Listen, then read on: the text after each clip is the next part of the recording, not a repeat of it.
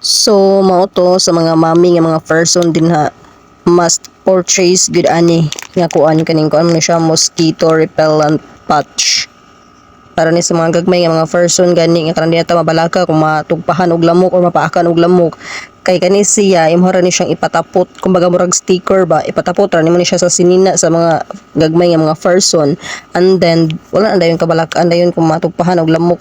Kay na proven and tested na po ni nako, ako na po ning ginagamit sa ako ang gamay nga person. Di gud ko dali og kuan gud tugpa ang mga lamok, mag kuan gud siya, maglibot-libot bitaw eh. Kuan din ni siya, by the way, ana din ni siya oh. Pat ni kabuok sa isa ka orderan, 1 2 1 2 3 4. Oh, sama sa ginaingon nga gigamit na ni nako kay kinuhaan na siya oh. Ana ni siya. Ano siya i-open. And then after kay kuan man ni siya pwede wala na. Ano siya yung forma. Kaya i-close to pwede mo na ibalik kay kung dili ka hungaw ihang baho ba. By the way, ang ihang baho is kuan ra siya mura ra og kaning mansanilya. Ana man siya porma oh. Kana siya.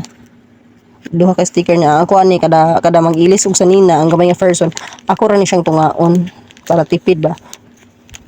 By the way, kuan din siya kabuok. Kanina ni bitawin na ni 400 pieces. 400 pieces na ni siya.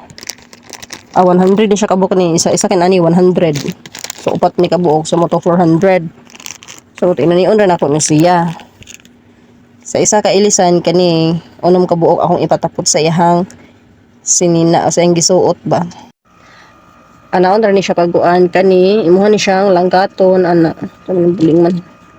Sinsya na kong kuko. Langkaton ra mo na siya. Andin ipilit nimo ana na matik naman iyang baho mo. Kuha na siya. Andiri sa iyang kamot. Nasa area dapit nga wala na kabera no ana. Para man kan ibutang. Usahay pud ibutang nako sa iyang kuan kaning sa iyang na diri dapit. Sa iyang dinhi dapit ana kay dinhi man sa mapaakan ani o ana. So dira parang ang baho niya